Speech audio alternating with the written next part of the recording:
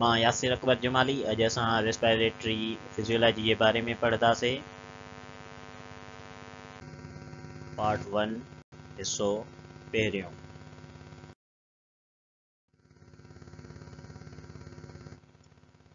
Breathing and respiration जी definition.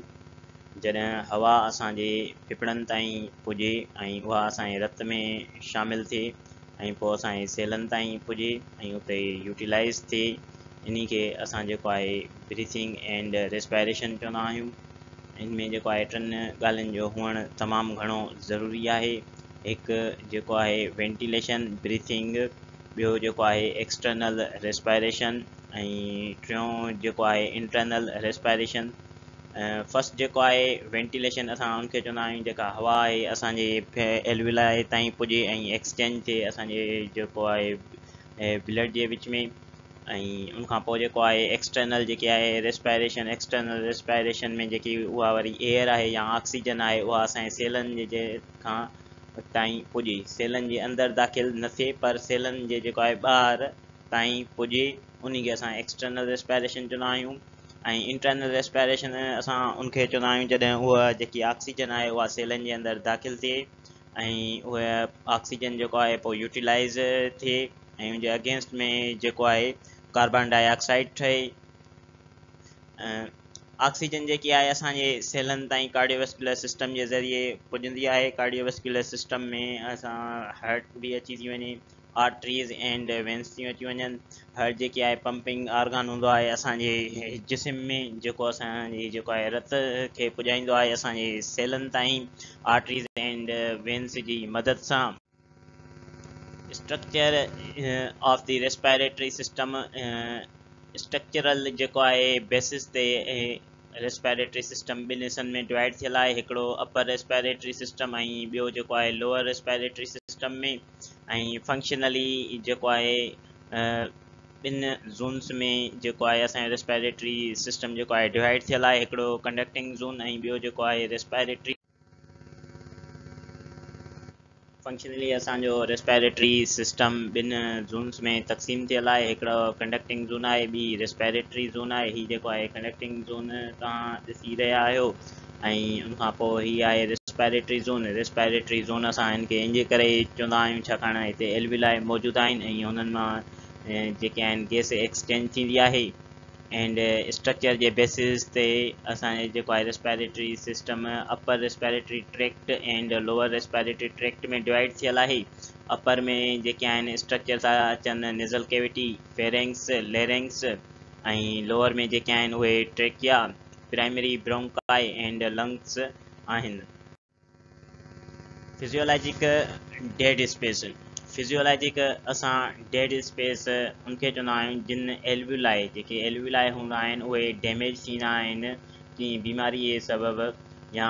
जेको आहे कंहिं वजह सां, त पोइ उन्हनि मां जेको आहे ऑक्सीजन जेकी आहे एक्सचेंज नाहे थींदी। ऑक्सीजन जेकी आहे एक्सचेंज, उहे गैसिस जेके आहिनि एक्सचेंज नाहिनि थींदियूं, उनजे करे असां उन्हनि खे फंक्शनल डेड स्पेस या जेको आहे फिजियोलॉजिक डेड स्पेस चवंदा आहियूं। ऐं अनाटॉमिकल जेके आहिनि डेड स्पेस, अनाटॉमिकल डेड स्पेस ही उहे स्ट्रक्चर्स हूंदा आहिनि जंहिंमें नोज़ थियो, फेरेंक्स थियो, ट्रेकिया आहिनि, ब्रोंकाई, जिन्हनि में जेको आहे एयर त मौजूदु हूंदी आहे पर उहा एक्सचेंज नाहे थींदी। एयर मौजूदु इन्हनि स्ट्रक्चर्स में हूंदी आहे पर उहा एक्सचेंज नाहे थींदी, जंहिंजे करे इन्हनि खे जेको आहे स्ट्रक्चरल डेड स्पेस बि चयो वेंदो आहे। हाणे अचो त असां थोरो रेस्पिरेटरी सिस्टम जा जेके स्ट्रक्चर्स आहिनि उन्हनि जे बारे में थोरो ॾिसूं। नोज़ ही जेको आहे नक आहे। नक जो जेको कमु आहे ह्यूमिडिफाइड करणु एयर खे, उन खे जेको आहे फिल्टर करणु ऐं उनखां पोइ जेको आहे उनखे वार्म करणु। ऐं असां इन्हनि जेको आहे टिनिनि फंक्शनन्स खे गॾाए करे जेको आहे एयर कंडीशनिंग चवंदा आहियूं। ठीकु आहे, इहो नक जो जेको आहे कमु हूंदो आहे त उहो जेको आहे उन हवा खे जेको आहे साफ़ करे, ह्यूमिडिफाइड करे ऐं वार्म करे पोइ अॻिते मोकिले। फेरेंक्स जे जेको आहे स्ट्रक्चर मां जेके आहिनि हवा ऐं जेके आहिनि खाधो उहे दाख़िल थींदा आहिनि, गुज़रंदा आहिनि ऐं हिते जेके आहिनि टॉन्सिल्स मौजूदु हूंदा आहिनि जेके इम्यून सिस्टम में जिन्हनि जो वॾो किरदारु हूंदो आहे। ही जेका आहिनि लेरिंग्स आहे, लेरिंग्स जेको आहे उहो फेरिंग्स एंड ट्रेकिया खे ॻंढींदो आहे ऐं लेरिंग्स जेको आहे उनमें वोकल फोल्ड्स हूंदा आहिनि ऐं वोकल फोल्ड्स जॾहिं वाइब्रेट कंदा आहिनि त जेको आहे आवाज़ पैदा थींदो आहे। स्ट्रक्चर्स ऑफ वॉइस प्रोडक्शंस उनमें जेके आहिनि movement of the vocal folds part आहिनि, हिन में तव्हां जेके आहिनि वोकल लिगामेंट्स ॾिसो था ऐं हीअ जेके आहिनि वोकल फोल्ड्स आहिनि इहे इन्हनि में जॾहिं चुरपुर थींदी आहे पोइ जेको आहे साउंड प्रोड्यूस थींदो आहे। हिन जेको आहे सेकेंड पिक्चर में तव्हां ॾिसी सघो था हीअ जेके आहिनि हाणे इहे वोकल जेके आहिनि फोल्ड्स उहे बंदि थी विया आहिनि, यानी की ही हाणे वाइब्रेट्स पिया था करनि ऐं असांजो जेको साउंड आहे आवाज़ आहे उहो ठहे थो पियो। ट्रेकिया जे जेॾीमहिल जेको आहे सुपीरियर व्यू खे तव्हां ॾिसंदो त इहो जेको आहे ईसोफेगस ॾिसण में ईंदो ऐं वरी जॾहिं तव्हां हिन फिगर ते गौर कंदो त हीअ जेको आहे ट्रेकिया अथव तव्हांजो ऐं हीअ जेको आहे ईसोफेगस आहे।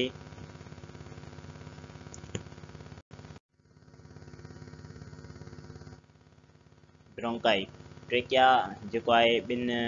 ब्रोंकस में डिवाइड थींदो आहे। हिकिड़ो जेको आहे राइट प्राइमरी ब्रोंकस जेको आहे साॼे जेको आहे लंग में फेफड़ में दाख़िल थींदो आहे ऐं ॿियो जेको आहे लेफ्ट ब्रोंकस जेको खाॿे फेफड़ में दाख़िल थींदो आहे।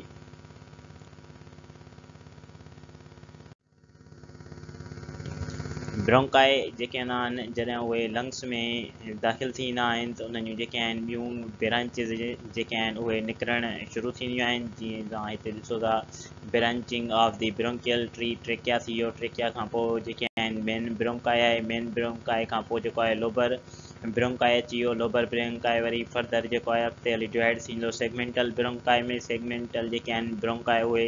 ब्रोंक्यूल्स ऐं ब्रोंक्यूल्स खां पोइ जेके आख़िरी जेको थींदो हिसो उहो थींदो टर्मिनल ब्रोंक्यूल्स जो। ऐं असांजे जेको कंडक्टिंग ज़ोन जो जेको आख़िरी हिसो हूंदो आहे उहो जेके आहिनि टर्मिनल ब्रोंक्यूल्स हूंदा आहिनि। हीअ जेके आहिनि असांजा ॿई लंग्स मौजूदु आहिनि। हीअ जेको आहे राइट जेको आहे लंग आहे ऐं हीअ जेको आहे लेफ्ट लंग आहे। असांजा जेके लंग्स हूंदा आहिनि उहे पिल्यूलर मेम्ब्रेन में ढकियल हूंदा आहिनि ऐं हे जेको आहे विदरल जेकी आहे पिल्यूरा हीअ स्ट्रक्चर जेको आहे लंग्स जो जेके आहे आउटर मोस्ट जेकी आहे कवरिंग जी दीवार ऐं ॿी जेके आहे पेराइटल जेके आहिनि पिल्यूरा पेराइटल पिल्यूरा ही वरी उनजी दीवार इन्हनि जे विच में जेको ही स्पेस ख़ाली आहे, ही जेको स्पेस आहे इन खे असां जेको आहे प्लूरल कैविटी चवंदा आहियूं ऐं इन जे अंदरि फ्लूइड ठहंदो आहे। इन जे अंदरि जेको आहे फ्लूइड ठहंदो आहे जंहिंखे असां प्लूरल फ्लूइड चवंदा आहियूं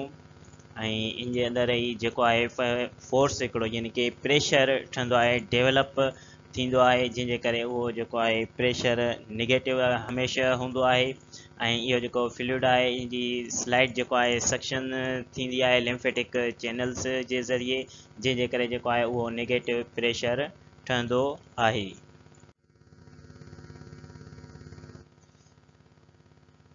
loops and fissure of the lungs ही जेको आहे असांजो राइट लंग आहे। हिन में जेके आहिनि तव्हां ॾिसी था सघो जेके आहिनि टे लूप्स आहिनि। ही जेको आहे सुपीरियर लूप अथसि ऐं ही जेको आहे मिडिल लूप अथसि ऐं ही जेको आहे इंफीरियर लूप अथसि। जॾहिं त वरी तव्हां लेफ्ट जेको आहे लंग में फिफड़ में ॾिसंदव जेके आहिनि सिर्फ़ु टू जेके आहिनि ॿ जेके आहिनि उहे लूप्स आहिनि। हिकिड़ो जेको आहे सुपीरियर लूप आहे ऐं ॿियो जेको आहे इंफीरियर लूप मौजूदु आहे। ही जेको आहिनि इन्हनि जा जेके आहिनि असांजे फिफड़नि जा लंग्स जा जेके आहिनि इंटीरियर व्यूज़ आहिनि।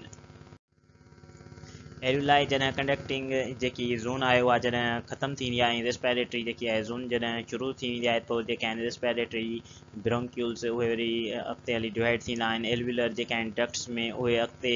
वरी फर्दर जेको आहे एल्वियुलर सेक्स ईंदा आहिनि। एल्वियुलर सेक्स खां पोइ फाइनल जेको आहे एल्वियुलाई पहुचंदा आहिनि। ही जेको आहे एल्वियुलाई जो स्ट्रक्चर आहे ऐं ही जेको आहे एल्वियुलाई जा जेके आहिनि तव्हां स्ट्रक्चर ॾिसो था पिया ऐं हिन में जेको आहे ही टर्मिनल ब्रोंक्यूल आहिनि ऐं ही जेके आहिनि ब्लड वेज़ल्स आहिनि ऐं ही जेके आहिनि रेस्पिरेटरी ब्रोंक्यूल आहिनि ब्रोंक्यूल्स आहिनि ऐं ही जेके आहिनि एल्वियुलर डक्ट्स जेके आहिनि ही तव्हांजा मौजूदु आहिनि एल्वियुलर डक्ट्स। ऐं फर्दर पोइ जेॾी महिल अॻिते हलंदासीं त वरी अॻिते हली जेके आहिनि एल्वियुलाई थो अचे। ही जेके स्ट्रक्चर तव्हां नंढड़ा ॾिसो था पिया इहे जेके आहिनि एल्वियुलाई आहिनि ऐं ही जेके आहिनि उहे एल्वियुलर सेक्स आहिनि। ही जेके तव्हां जॻहूं ख़ाली ॾिसो था पिया ही जेके आहिनि इहे छा आहिनि एल्वियुलर सेक्स आहिनि। ये जेके आहिनि ॿिनि टाइप्स जा जेके आहिनि एल्वियुलर सेल्स थींदा आहिनि। टाइप 1 थींदा आहिनि ऐं ॿिया जेके आहिनि टाइप 2 जेके आहिनि सेल्स थींदा आहिनि। ही जेके आहिनि टाइप 2 जेके आहिनि एल्वियुलर सेल्स आहिनि। ही जेकी आहे रेस्पिरेटरी मेम्ब्रेन आहे तव्हां ही ॾिसो था पिया जेकी मेम्ब्रेन स्ट्रक्चर ऐं ही जेके आहिनि एल्वियुलस आहिनि ही जेको आहे ऐं ही जेके आहिनि टाइप 1 एल्वियुलर सेल आहे। ही जेको आहे टाइप 1 एल्वियुलर सेल आहे ऐं ही जेके आहिनि एल्वियुलाई खे जेको आहे कंहिं बि बैक्टीरिया खां बचाइण जे लाइ जेके आहिनि एल्वियुलर जेके आहिनि मैक्रोफेज आहिनि। ही ॾिसो था पिया जेके आहिनि एल्वियुलाई खे कंहिं बि जेको आहे ॿाहिरें हार्मफुल जेके आहिनि कंहिं बि अटैक खां बचाईंदा आहिनि ओॾी महिल त जीअं को बि जेको आहे ख़तरनाक बैक्टीरिया नुक़सान असांजे जेके आहिनि एल्वियुलाई उन्हनि खे पहुचाए न सघे। हिते जेके आहिनि मोनोसाइट्स बि आहिनि ऐं ही जेके आहिनि ही स्ट्रक्चर जी जॻह ते तव्हां ॾिसो था पिया जॾहिं हिन खे तव्हां हिते गौर करे ॾिसंदव त हिन जेको आहे मेम्ब्रेन खां पोइ जेको आहे डिफ्यूजन थींदी। अॻी असांजी स्लाइड में हिनजी हिकिड़ी क्लियर तस्वीर मौजूदु आहे। ही एल्वियुलर रेस्पिरेटरी मेम्ब्रेन आहे जंहिंमें तव्हां ॾिसो था पिया ही जेको आहे असांजा रेड ब्लड सेल आहिनि। कार्बन डाइऑक्साइड हुन मां ॿाहिरि निकिरी करे वञे थी पई एल्वियुलस में ऐं ऑक्सीजन जेके आहे उहा डिफ्यूजन जे ज़रिए वरी दाख़िल थी थिए असांजे रेड ब्लड सेलनि में। हिननि जो जेॾी महिल स्ट्रक्चर जेको आहे तव्हां हिन मेम्ब्रेन जो ॾिसंदो त इहा जेके आहिनि इंटरस्टिशियल जेको आहे स्पेस आहे ऐं ही जेको आहे कैपिलरी एंडोथीलियम आहे ऐं ही जेको आहे कैपिलरी बेसमेंट मेम्ब्रेन आहे ऐं ही जेको आहे एपिथेलियल बेसमेंट मेम्ब्रेन आहे इन जे स्ट्रक्चर में ऐं एल्वियुलर एपिथेलियम आहे। ऐं हिन जे स्ट्रक्चर खे तव्हां जेॾी महिल ॾिसंदव ही जेके आहिनि कैपिलरीज़ मौजूदु आहिनि ऐं ही जेके आहिनि असांजा एल्वियुलस आहिनि ऐं लिम्फेटिक वेज़ल्स आहिनि। ही जेके आहे वेन आहे ऐं ही जेको आहे आर्टरी आहे। ही जेकी आर्टरी जेका डीऑक्सीजनेटेड ब्लड खणी ईंदी आहे ऐं ही वेन उहा जेका डीऑक्सीजनेटेड ब्लड खे जेको आहे हेॾां खणी वेंदी आहे। ही जेको आहे स्ट्रक्चर ही जेके तव्हां पोर्स ॾिसो था पिया हिननि मां जेको आहे गैसिस जी जेके आहिनि एक्सचेंज थींदा आहिनि बिटवीन्स दी एल्वियुलस एंड जेको आहे ब्लड जे।